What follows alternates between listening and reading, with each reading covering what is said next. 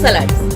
హైదరాబాద్ లోని పలు ప్రాంతాల్లో బుధవారం జోరుగా వర్షం కురిసింది. ఈదురుగాలులు, ఉరుములతో పలు ప్రాంతాల్లో వాన పడింది. దీంతో సాయంత్రం ఒక్కసారిగా వాతావరణం చల్లబడింది. కోటి, రాంకోటి, కింగ్కోటి, సుల్తాన్ బజార్, బేగం బజార్, అబిడ్స్, బషీరాబాద్, లిబర్టీ, హిమాయత్ నగర్, నారాయణగూడ, గచ్చిబౌలి సహా పలు ప్రాంతాల్లో వర్షం పడింది. దీంతో వాహనదారులు ఇబ్బందులకు గురయ్యారు. వేడి ఉక్కపోతతో అల్లాడిన నగర ప్రజలు కొంత ఉపశమనం పొందారు.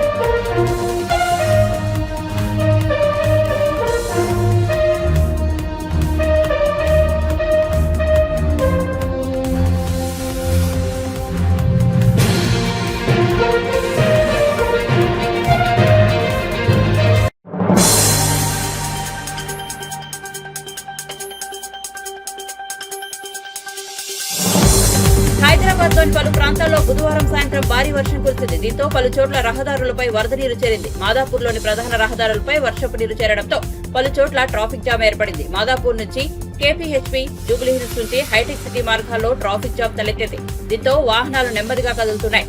మాదాపూర్ మైండ్ స్పేస్ సర్కిల్ నుంచి ఐకియా, గచ్చిబౌలి, బయోడైవర్సిటీ మార్గంలోనూ భారీగా వాహనాలు నిలిచిపోయాయి. ఈ నేపథ్యంలో జీహెచ్ఎంసీ సిబ్బంది, ట్రాఫిక్ పోలీసులు సహాయక చర్యలు చేపట్టారు.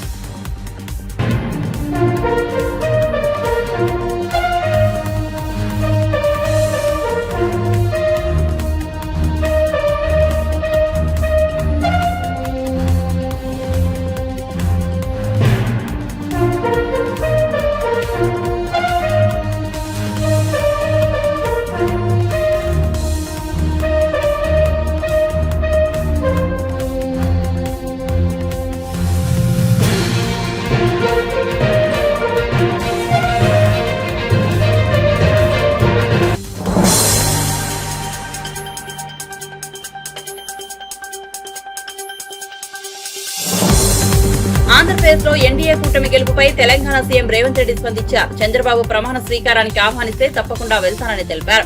కాంగ్రెస్ పార్టీ సూచనల మేరకే తాను నడుచుకుంటానన్నారు. ఏపీలో ఏ ప్రభుత్వం వచ్చినా స్నేహపూర్వక సంబంధాలు కొనసాగిస్తామని, సామరస్యంగానే రాష్ట్ర సమస్యలు పరిష్కరించుకుంటామని గతంలో చెప్పినట్లు రేవంత్ గుర్తు చేశారు.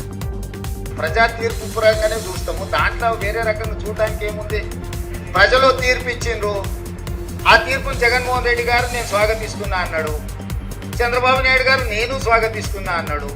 ఇక వాళ్ళిద్దరు స్వాగతించిన తర్వాత మియా బీవీకి రాజీ హోయేతో కాశీకా క్యా ఇస్మే. ఏ ప్రభుత్వమైనా ఏర్పడినప్పుడు, ఆహ్వానించినప్పుడు పార్టీలో చర్చించి నిర్ణయం తీసుకుంటాం. వ్యక్తిగా నేను నిర్ణయాలు తీసుకోవడానికి ఉండదు. పార్టీ సూచనల మేరకే నేను వ్యవహరించాల్సి ఉంటుంది. ఇది సిద్ధాంతపరంగా, రాజకీయ పరంగా పార్టీ తీసుకోవాల్సిన నిర్ణయము. ఏ ప్రభుత్వం ఏర్పడ్డా స్నేహపూర్వకమైన వాతావరణంలో సమస్యలు పరిష్కరించుకుంటామని నేను ముందే చెప్పిన. ఈరోజు కూడా నేను ఆ మాటకున్నా. ఆంధ్రప్రదేశ్లో ఏ ప్రభుత్వం ఏర్పడ్డా ఆ ప్రభుత్వంతో సంప్రదింపులు చేపట్టి రాష్ట్ర సమస్యల్ని శాశ్వతంగా పరిష్కరించుకుంటాము. ఉమ్మడి క్యాపిటల్ చట్టపరంగానే సమస్య పరిష్కారం అయిపోయింది. హైదరాబాద్ నగరం ఇప్పుడు తెలంగాణకు రాజధాని. అంటే ఒక కీలకమైన సమస్య ఆల్రెడీ చట్టపరంగా పరిష్కారం అయింది. మిగతా ఆస్తుల పంపకాలకు సంబంధించి, నీటి పంపకాలకు సంబంధించి ఉన్న సమస్యల్ని తప్పకుండా కూర్చుంటాం, చర్చించుకుంటాం, పరిష్కరించుకుంటాం. మాకేం బేసిజాలు లేవు.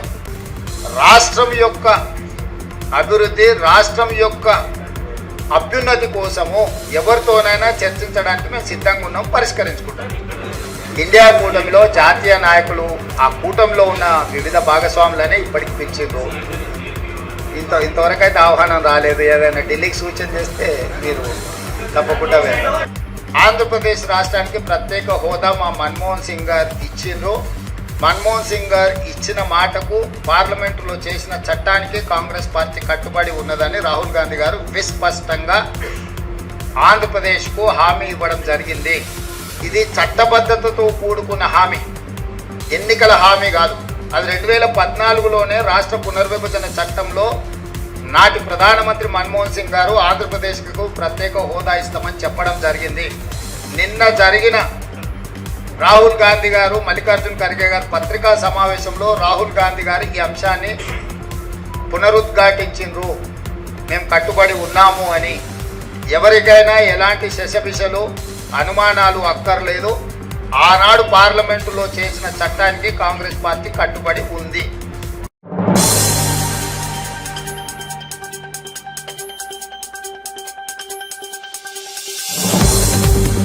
ఆంధ్రప్రదేశ్ లో ఎవరు ఊహించిన రీతిలో టీడీపీ కూటమి విజయం సాధించిందని సిపిఐ జాతీయ ప్రధాన కార్యదర్శి కె నారాయణ అన్నారు. జగన్మోహన్ రెడ్డి ప్రజాపాలన తొంగలో తొక్కి కేవలం సంక్షేమ పథకాల ద్వారానే విజయం సాధించవచ్చిన ఊహలో ఉండటంతో నేడు ఓటమి పాలయ్యారని తెలిపారు. టీడీపీ బలంతోనే ఏపీలో బీజేపీకి సీట్లు వచ్చాయన్నారు. ఏపీలో కూటమి విజయం బీజేపీ ప్రభావం కాదన్నారు. రాష్ట్రానికి ప్రత్యేక హోదా ఇస్తామని హామీని కేంద్రం తొంగలో తొక్కిందని, చంద్రబాబు రాష్ట్ర హక్కుల కోసం కేంద్రంలో పోట్లాడాలని ఆయన సూచించారు.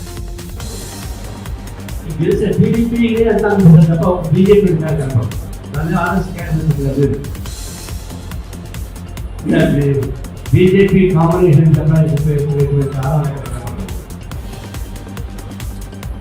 అక్కడెక్కడ పార్లమెంట్ సీట్లు ముందు బీజేపీకి ఇస్తే ఆ వైసీపీ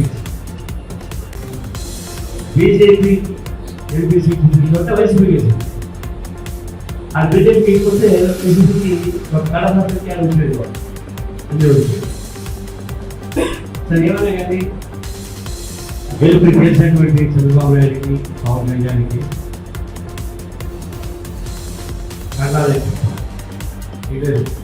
ప్రజలు చెప్పే చూడాలి కాబట్టి మొత్తం కూడా బీజేపీతో కలిస్తే మెజారిటీ మొత్తం పోతాయని అనుకుంటారు. ఇప్పుడు అది జగన్మోహన్ రెడ్డి వ్యతిరేకత ఇవన్నీ చూడకుండా ఇప్పుడు చంద్రబాబు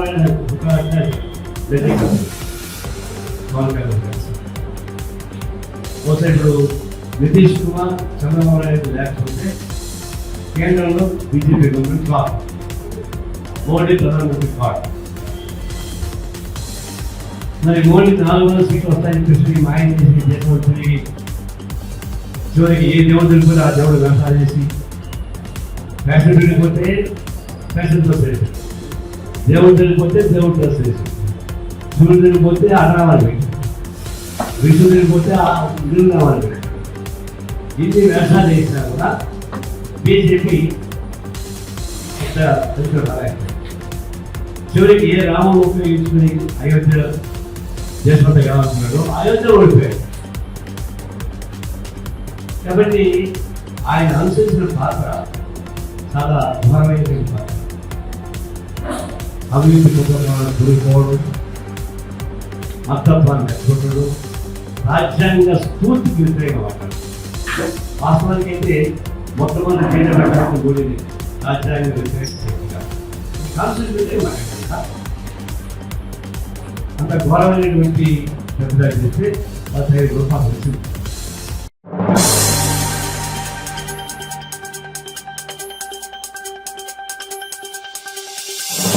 తెలంగాణలో మాదిరి ఆంధ్రప్రదేశ్ లోనూ ఫోన్ ట్యాపింగ్ జరిగిందని మాజీ మంత్రి టీడీపీ నేత డొక్క మాణిక్య వరప్రసాద్ ఆరోపించారు. సజ్జల రామకృష్ణారెడ్డి ఆధ్వర్యంలో ప్రముఖ నాయకులు, ప్రజాప్రతినిధుల ఫోన్లు ట్యాపింగ్ చేసి వారి వ్యక్తిగత సంభాషణలు రికార్డు చేశారని చెప్పారు. ఫోన్ ట్యాపింగ్ ఆధారంగానే ప్రభుత్వం బెదిరింపులకు పాల్పడిందని ఆరోపించారు. తెలంగాణలో ఫోన్ ట్యాపింగ్ చూసాం, ఎప్పుడో ఢిల్లీలో కేంద్ర రాజకీయాల్లో ఫోన్ ట్యాపింగ్ చూసాం. ఆంధ్రప్రదేశ్లో కూడా ఫోన్ ట్యాపింగ్ జరిగింది. ఆంధ్రప్రదేశ్లో ఫోన్ ట్యాపింగ్కి నాయకత్వం వహించిన సజ్జల రామకృష్ణారెడ్డి. నేనే దానికి ప్రత్యక్ష సాక్షి. నా ఫోన్నే ట్యాప్ చేయించాడు అతను. అతనికి ఏంటి, తనకు నచ్చిన వాళ్ళ ఫోన్లు ట్యాప్ అయినా అది చెప్పడం ముఖ్యమంత్రి గారికి. తనకు ఎవరైతే టార్గెట్ ఉంటాడో అది మామూలు సంభాషణ. నాకేం కాంట్రాక్ట్ లేవు, నాకేం ఉద్యోగాలు లేవు, నాకేం బిజినెస్ లేవు, ఏదో మానవ సంబంధాలు మాట్లాడతాం. అవి కూడా వేరే పార్టీ వాళ్ళతో మాట్లాడాను అనే ఒక కారణం చేత, అకారణం అంటే అతను వేరే ప్రతిపక్ష పార్టీకి సంబంధించిన వ్యక్తితో మాట్లాడాననే ఒక కారణం పెట్టి నన్ను రాజకీయంగా అతను వేధించాడు సజ్జల రామకృష్ణారెడ్డి.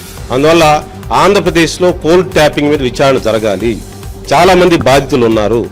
ఫోన్ ట్యాపింగ్ అనేది నియంతృత్వానికి పరాకాష్ట. అంటే నీ పక్కన నువ్వు నమ్మట్లేదు. మానవ సంబంధాలు ఏదో మాట్లాడుకుంటారు, ఏవేవో సంబంధాలు ఉంటాయి. కనీసం గ్రామ సంబంధాలు ఉంటాయి, కుల సంబంధాలు ఉంటాయి, రాజకీయ సంబంధాలు ఉంటాయి, బిజినెస్ సంబంధాలు ఉంటాయి, రకరకాల సంబంధాలు. ఆ సంబంధాలు కూడా అనుమానించి ఆయనకి చాడీలు చెప్పి ఆయన్ని పాయిజన్ చేశాడు. సజ్జల రామకృష్ణారెడ్డి ఫోన్ ట్యాపింగ్ మీద విచారణ చేయించాలి. అతని పట్ల చట్ట ప్రకారం చర్య తీసుకోవాలని డిమాండ్ చేస్తాం.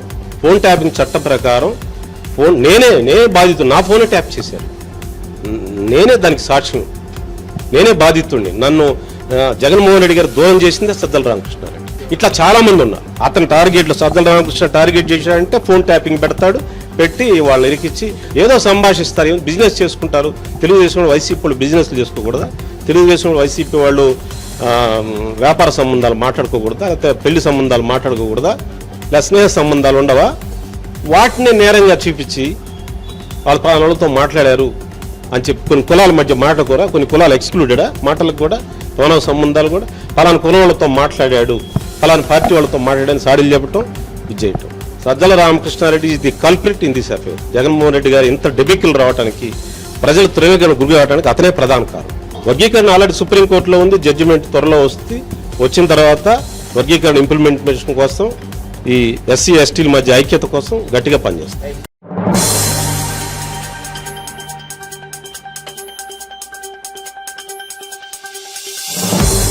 సొంత జిల్లాలో తాను ఇన్ఛార్జిగా ఉన్న చేవెళ్ల తాను ప్రాతినిధ్యం వహించిన మల్కాజ్గిరి లోక్సభ నియోజకవర్గాల్లో గెలిపించుకుని చేతగాని వ్యక్తి ఉద్దర మాటలు మాట్లాడుతున్నారని BJP MP Raghunandan Rao CM Revanth రెడ్డిని ఉద్దేశించి వ్యాఖ్యానించారు.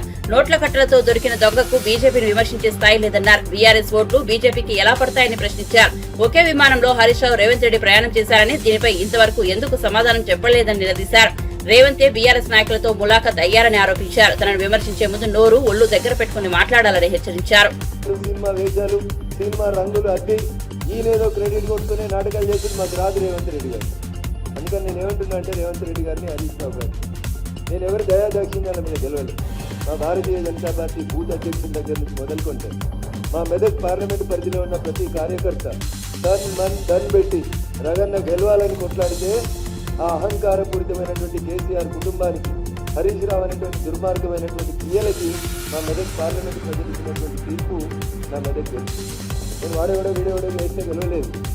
నేను ఎవరి దయాదాక్షిణ్యాల మీద కుర్చీలోకి రాలేదు. అందుకని నా గురించి మాట్లాడే కంటే ముందు నోరు ఒళ్ళు రెండు దగ్గర పెట్టుకోవాలని ఈ రాష్ట్ర ముఖ్యమంత్రి గారిని ఈ సందర్భంగా నేను హెచ్చరించడానికే ఇంత తొందరగా మీడియా ముందుకు రావాలి. ఇంకో మాట కూడా చెప్పదలుచుకున్నాను, నేను మాట్లాడగలుగుతాను. ఏం మాట్లాడతావు రేవంత్, నువ్వు నాతో మాట్లాడాలంటే? ఎందుకు మరి మల్కాజ్గిరిలో నువ్వు ఎవరిని పెట్టినావు క్యాండిడేట్ను? పక్క జిల్లా వాళ్ళని తెచ్చి ఎందుకు పెట్టినావు? ఎవరికి అమ్ముడు పోయినావు? ఎవరికి అమ్ముకున్నావు మల్కాజ్గిరి సీటు? ఎంతకు అమ్ముకున్నావు? నువ్వు గెలిచిన సిట్టింగ్ సీట్ ఓడిపోతే మాట్లాడే తెలియలేనివాడివి మెదక్ గురించి ఎందుకు నువ్వు మాట్లాడుతూ ఉన్నావు? ఏదో బీసీ బిడ్డనాడు, ఇప్పుడు అది వచ్చారు బీసీ బిడ్డలు. ఆ బీసీ బిడ్డ నీ మహబూబ్ నగర్లో ఒక్కడు గెలిచిండు కదా, మరి ఆ బీసీ బిడ్డకి ఎందుకు మంత్రి పదవి ఇవ్వలేదు? ఆ కులం మీద అంత ప్రేమ ఉంటే, బీసీల మీద అంత ప్రేమ ఉంటే క్యాబినెట్లో సగం ఎందుకు ఇవ్వలే? ఏదో బీసీ కులకరణ చేస్తాం కాంగ్రెస్ 6 నెలల నుంచి ఎవడొద్దన్నాడు. సర్పంచ్ ఎలక్షన్లలో కూడా ఇదే రిజల్ట్ వస్తుంది. ఆడలేక మధ్యలో ఓడిందని గెలవడం చేతగాక సొంత ఊర్లో గెలవనున్నాడు, పక్కన ఉన్నాడు చూసి చెప్తాడు. సొంత ఎంపీ ఓడిపోతుంది, సొంత ఊర్లో ఎమ్మెల్సీ ఓడిపోతుంది, ఆఖరికి నీ పాలమూరులో నాకు అన్నాదా అన్న వంశీ చంద్ అంటే నీకు పడదు. వంశీ చంద్కి ఢిల్లీలో పరపతి ఉంది కాబట్టి వంశీ చంద్ని ఓడగొట్టినందుకు నువ్వు ఒక పక్క పార్టీకి మద్దతు ఇచ్చినావని నాకు అనరాదా అన్న? నేను మస్తుగా అనగలుగుతా, మంచి మంచి మాటలు అనగలుగుతా, తలకాయ ఆడబెట్టుకోవాలని కూడా అర్థం కాని మాటలు అనగలుగుతా. కానీ నేను అంటలేను, ఎందుకంటే మా అమ్మ నాన్న నాకు సంస్కారం నేర్చుకుంటుంది. నువ్వు ఇన్ఛార్జ్ తీసుకున్న చేవెళ్ళు ఓడిపోతుంది, నీ సొంత జిల్లా మహబూబ్ నగర్ ఓడిపోతుంది, ఆఖరికి నువ్వు సిట్టింగ్ ఎంపీ ఉన్న మల్కాజ్గిరిలో మూతోడు జవాబు ఇచ్చిన మల్కాజ్గిరి ప్రజలు. ఏం మాట్లాడుతూ ఉన్నావు? నాకు హరీష్ రావు సపోర్ట్ చేసినది నీకు చేతనైతే భుజంగరావు అనేటువంటి ఏసీపీ చెప్పిన స్టేట్మెంట్ మీద ఎందుకు హరీష్ రావు అనేటువంటి అరెస్ట్ చేస్తలేవో చెప్పు. ఓటుకు నోటు కేసులో నేను పట్టపగలు బొక్కలు ఇచ్చి గుంజుకపోయారు కదా, మరి ఇలా భుజంగరావు చెప్పిన స్టేట్మెంట్ మీద హరీష్ రావుని కాపాడుతుంది ఎవరో చెప్పాలి రేవంత్ రెడ్డి. ఎందుకు అరెస్ట్ చేస్తలేవు హరీష్ రావుని? కాళేశ్వరంలో కుంభకోణం అయింది, ఎవరు నీళ్ళ మంత్రి? హరీష్ రావు కాదా? ఎవరు హరీష్ రావుతో ములాఖత్ అయింది? నువ్వా నేనా? ఫ్లైట్లో కలిసి బిజినెస్ క్లాస్లో ముచ్చట్లు పెట్టుకుంటామైంది నువ్వు హరీష్ రావా నేను హరీష్ రావా? కులం ఒకటి ఉందని నోటుకొచ్చినట్టు మాట్లాడతావా? వెంకటరామరెడ్డి నీ నెంబర్ 2 నీ కుర్చీ ఎక్కకపోతా అని చూస్తున్నా పొంగిలేటి శ్రీనివాసరెడ్డికి తడకుడు కాదా? తడకుడో వియ్యంకుడో కాదా? నీకేమన్నా చేతనైతే ముందు నీ అడ్మినిస్ట్రేషన్ చూసుకో.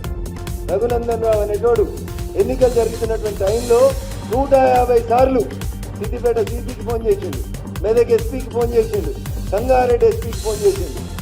బీఆర్ఎస్ పార్టీ అభ్యర్థి వెంకటరామరెడ్డి అనేటోడు ఓటుకు 1000 రూపాయలు వంచుతుండు పట్టుకొని రని 150 ఫోన్ కాల్ చేసిన. నీ డీజీపీకి చెప్పిన, మీ ఇంటెలిజెన్స్ ఐజీకి చెప్పిన. మేం పోయి కార్లు పట్టుకొని కొడతామంటే పోలీసు వాళ్ళు వచ్చిర్రు. ఓటుకు 1000 రూపాయలు మంచి ఆపడం చేత. కానీ నీకు అడ్మినిస్ట్రేషన్ తెలుసు, నీకు పోలీసు వాడు కంట్రోల్ ఉన్నాడు. నీకు ఏమొస్తుందని రేవంత్ రెడ్డి ఏం తెలుసు? నీకు ఏం తెలుసు అంటున్నా? వెంకట్రామరెడ్డి పైసలు వంచుతుంటే ఎందుకు నీ తెలంగాణ పోలీసు వాళ్ళు ఆపలేకపోయిందో చెప్పు. నేను 20 ఎఫ్ఐఆర్లు చెప్పించిన. పోయి చేగుంటల ఫామ్ హౌస్లో 8 కోట్లు ఉన్నాయంటే నీ పోలీసు వాళ్ళు రాకపోతే మేము పోయి దాడి చేస్తామంటే అప్పుడు వచ్చింది నీ పోలీసు. దానికి సమాధానం చెప్పు. ఇవి చెప్పడం చేత కాదు. ఒక్క పోలీసోడైనా నీ మాట వింటుండా? ఒక్క పోలీసోడు ఒకవేళ వింటే వెంకట్రామరెడ్డి పైసలు వంచుతుంటే నువ్వు బీసీ బిడ్డ అయినటువంటి నీలమ్మదికి మా మెదక్ జిల్లాలో అన్యాయం ఎందుకు చేసినావు? బీఆర్ఎస్ వాడు 1000 రూపాయలు ఓటుకు వంచుతుంటే నీ సొంత పార్టీని గెలిపించుకోక వెంకట్రామరెడ్డికి ఎందుకు సద్దులు మోచండి మీ శ్రీనివాస్ రెడ్డి? పైసలు ఎట్లొచ్చినాయి మా మెదక్ జిల్లాకి? దగ్గర 200 కోట్లు ఖర్చు పెట్టారు మెదక్ పార్లమెంట్ మీద టీఆర్ఎస్ పార్టీ. 6 ఎమ్మెల్యేలు నిలిసోని పైసలు వంచిరు ఓటుకు 1000 రూపాయలు. ఏది నీ police? Where is mister DGP? ఏరి మా పోలీస్ కమిషనర్లు? తీసుకో నా టెలిఫోన్ కాల్ హిస్టరీ. ఒక్కొక్క ఎస్ఐకి ఎన్నిసార్లు చేసిన, ఒక్కొక్క సిఐకి ఎన్నిసార్లు చేసిన, ఒక్కొక్క సిపిని ఎన్నిసార్లు కాల్ చేసిన అడుగు. పిలువు, మీటింగ్ పెట్టి ప్రగతి భవన్లో వస్తా, సెక్రటరియట్ పిలువు, సమీక్ష పెట్టి వస్తా. నా టెలిఫోన్ అఫీషియల్ నెంబర్ నుంచి నేను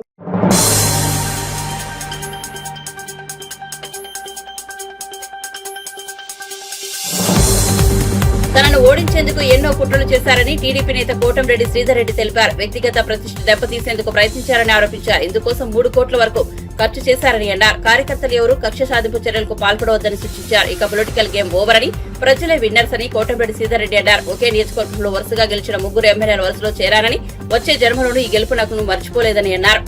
ఈ ఎన్నికల్లో తన వ్యక్తిగత ఆధారాలు హననం చేశారని, తన కుటుంబ సభ్యులను సైతం అవమానించారని చెప్పారు.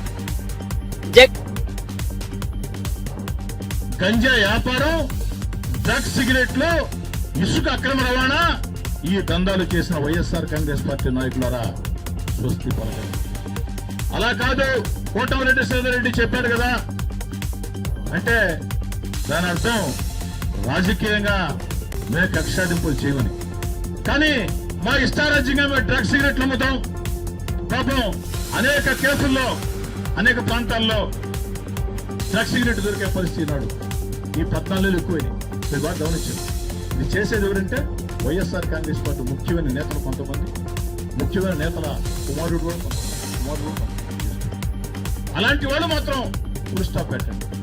అది ఫుల్ స్టాప్ పెట్టమంటే మేము క్రికెట్ బెట్టింగులు చేస్తాం, పేకాడ క్లబ్లు నిర్వహిస్తాం, ఇసుక అక్రమ రవాణా చేస్తాం, క్వాడ్జ్ అక్రమ రవాణా చేస్తాం, డ్రగ్స్, సిగరెట్లు అమ్ముతాం, గంజాయి సిగరెట్లు అమ్ముతాం, భూదందాలకి పాల్పడతాం అని వైఎస్ఆర్ కాంగ్రెస్ పార్టీ నాయకులు తమ పందాన్ని కొనసాగిస్తే చట్టం తన పని తాను చేయటం కాదు, చట్టం తన పని చాలా కఠినంగా చేస్తుంది. చట్టం దాని పని చాలా కఠినంగా చేస్తుంది. ఒక్క చట్టమే కాదు, మీరు చట్ట వ్యతిరేక కార్యకలాపాలకు పాల్పడకుండా పద్ధతిగా మీరుంటే మీ జోలికి ఎవరు రాదు. కానీ ఈ యొక్క అక్రమాలే కాకుండా సోషల్ మీడియా ఒకటి ఉందని ఇష్టారీతిగా పోస్టింగ్లు పెట్టే వైఎస్ఆర్ కాంగ్రెస్ పార్టీ నాయకులారా, దానికి స్వస్తి ఈ నిమిషంతోనే పలికే ఉంటారు. నాకు తెలిసి నిన్నటి విజయం మీ గుండెలు అదిరించి ఉంటుంది. ఆ విషయం నాకు కూడా తెలుసు. రాత్రి వేళ మీకు నిద్ర కూడా పట్టి ఉండదు. ఆ విషయం కూడా నాకు తెలుసు. కానీ ఈ రాత్రికి ప్రశాంతంగా నిద్రపోండి. నేను ఎవరిని వేధించను, ఎవరిని ఇబ్బంది పెట్టను. కానీ అందులో ఒక క్లాస్ చట్ట వ్యతిరేక కార్యక్రమాలకి మీరు పాల్పడుతుంటే మీ జోలికి రాదు. అలా లేదు, మేము పాల్పడతామంటే చట్టం కఠినంగా చేయటమే కాకుండా ఏదైతే కోటమిరెడ్డి శ్రీధర్ రెడ్డి కూడా అలాంటి విషయాల పట్ల మీ పట్ల కఠినంగా ప్రవర్తిస్తారు. ఇష్టారీతిగా సోషల్ మీడియా పోస్టింగ్లు పెట్టినా రాజకీయంగా మాట్లాడండి, తప్పులేదు, స్వేచ్ఛ ఉంది. కానీ స్వేచ్ఛ ఉందని కొన్ని యూట్యూబ్ ఛానల్స్ ఉన్నాయని మనం ఏమిస్తే అది వారి సీనియారిటీ ఎంత, వారి నాయకత్వ స్థాయి ఎంత లేకుండా ఏకంగా వారు మాట్లాడి 22 నిమిషాలు మొత్తం ఇస్తున్నారని చెప్పని ఎగిరెగిరి పడ్డారే, అది ఇక ఆపండి. అది కానీ చేస్తే, ఆ చట్ట వ్యతిరేక కార్యక్రమాలు చేస్తే డ్రగ్స్, సిగరెట్ అమ్మే వాళ్ళని వదలం, గంజాయి వ్యాపారం చేసే వాళ్ళని వదలం, ఇసుక అక్రమ రవాణా, బని అక్రమ రవాణా చేసేవాళ్ళని, పేకాట క్లబ్బులు నిర్వహించేవాళ్ళని, క్రికెట్ బెట్టింగులు పాల్పడేవాళ్ళని, అదేవిధంగా కిరసనాయిల్ అక్రమ రవాణా చేసేవాళ్ళని కూడా ఎందుకంటే కొంతమంది వైఎస్ఆర్ కాంగ్రెస్ పార్టీ నాయకులు పెట్రోల్ కిరోసిన్ ఏదైతే అక్రమ రవాణా పాల్పడుతున్నారు వారిని మాత్రం వారు మానుకుంటే ఓకే. మీరు గతంలో చేసి ఉండొచ్చు, ఇప్పుడు సాగు. ఇక్కడ ఉండేది తెలుగుదేశం పార్టీ కూటమి ప్రభుత్వం, ఇక్కడ ఉండే ఎమ్మెల్యే కోటమిరెడ్డి శివరెడ్డి దాన్ని గుర్తించారు. అదేవిధంగా దళితుల భూములు ఆక్రమించిన వైఎస్ఆర్ కాంగ్రెస్ పార్టీ నేతలారా వెంటనే ఖాళీ చేయండి. ఎవరు ఆక్రమించారో నాకు తెలుసు. 3 వైఎస్ఆర్ కాంగ్రెస్ పార్టీ కార్పొరేటర్లు, వారికి అర్థమై ఉంటుంది, టీవీలో ఫేస్బుక్ లో చూస్తూ ఉంటారు. 3 వైఎస్ఆర్ కాంగ్రెస్ పార్టీ కార్పొరేటర్లు స్థలం చెప్పంటావు స్థలం ఎందుకని ఆక్రమించున్నారు కోట్ల రూపాయలది. కాబట్టి వెంటనే ఆ దళితుల భూముల్ని వదిలేయండి. అట్లా కాదు మా ఇష్టం వచ్చినట్టు చేస్తామంటే వీరు కాదు. అదేవిధంగా నేను మళ్ళీ చెప్తూ ఉన్నా, కక్ష సాధింపులు, వేధింపులు, వెంటాడటం నెల్లూరు రూరల్ ఎమ్మెల్యే కార్యాలయం నుంచి జరగవు. ఒకవేళ నా వాళ్ళు ఎవరైనా చేసినా నా గడప మెట్లు కూడా ఎక్కనివ్వను.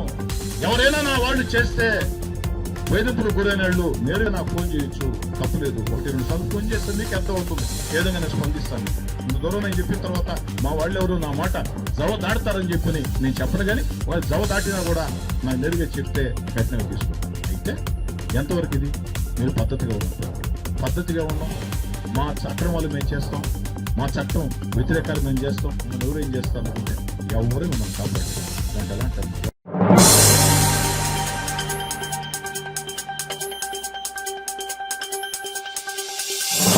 అహంకారమే వైఎస్ఆర్సీపీని ముంచేసిందని సినీ నటుడు పృథ్వీ అన్నారు. ఎన్నికల్లో ఫ్యాన్ రెక్కలు విరిగిపోయాయని దాన్ని శ్మశానానికి తీసుకెళ్తారని ఎద్దేవా చేశారు. విజయం సాధించిన టీడీపీ, జనసేన నేతలకు పృథ్వీ తీసుకెళ్తున్నారు. ఈ రోజున ఎక్కడ చూసినా అదే ఉంది. ఫ్యాన్ అని చెప్పి నా ఫ్యాన్ అన్నా నేను చేసే యాడ్లో ఏమన్నారైనా ఫ్యాన్ వేయమంటామంటే అయ్యా 5 ఏళ్ళ నుంచి ఫ్యాన్ వేస్తానే ఉన్నారు, ఇంకా ఆపండి అన్నారు. అది నాకు తెలియక అడుగుతారు. అవ్వదాతలు ఏమయ్యారు, ఆటో రిక్షా వాళ్ళు ఏమయ్యారు, నేనేమో పిల్లలకి బడికి పంపిస్తాను, నా పిల్లలు ఏమయ్యారు, నా అక్క చెల్లెలు ఏమయ్యారు. ఏదైనా సత్యల రామకృష్ణారెడ్డి 9వ తారీఖు ప్రమాణ స్వీకారం అన్నారు. నాకు ఎక్కడో కనపట్ల ఎక్కడండి ప్రమాణ స్వీకారం. వీళ్ళు ఏమన్నా కొత్తగా పార్టీ పెట్టి ఏమైనా ప్రమాణ స్వీకారం చేస్తున్నారా? మాట్లాడి మొత్తం ఉన్న ఏదో 0 ఉంది ఇంకా పేరు, అది కూడా పోగొట్టి అహంకారం, అధికార మదం, ఒక క్యాస్ట్ ఫీలింగ్ తీసుకొచ్చి అహంకార పూరితంగా మాట్లాడిన వాళ్ళందరికీ ఒకటే శిక్ష ప్రజలు ఇచ్చారు. నా రివెంజ్, నేను ఏదైతే అనుకున్నాను వెంకటేశ్వర స్వామి దగ్గర, అది దేవుడు తీర్చాడు. దేవుడికి నేను హ్యాట్సప్ చెప్తాం. తిరుమల వెళ్తున్నాం, త్వరలో తలనీలాలు ఇస్తున్నాం. ఈ దరిద్రం పోవాలి, కొత్త ప్రభుత్వం రావాలి, పవన్ కళ్యాణ్ గారు ఎమ్మెల్యేగా చూడాలి, అద్భుతమైన పొజిషన్లో ఉండాలి అని చెప్పి అనుకున్నాం. తలనీళ్ళు ఇవ్వడానికి కూడా మా షూటింగ్ అయిపోగానే వెళ్ళి తలనీలాలు ఇచ్చేస్తాం తిరుమలలో.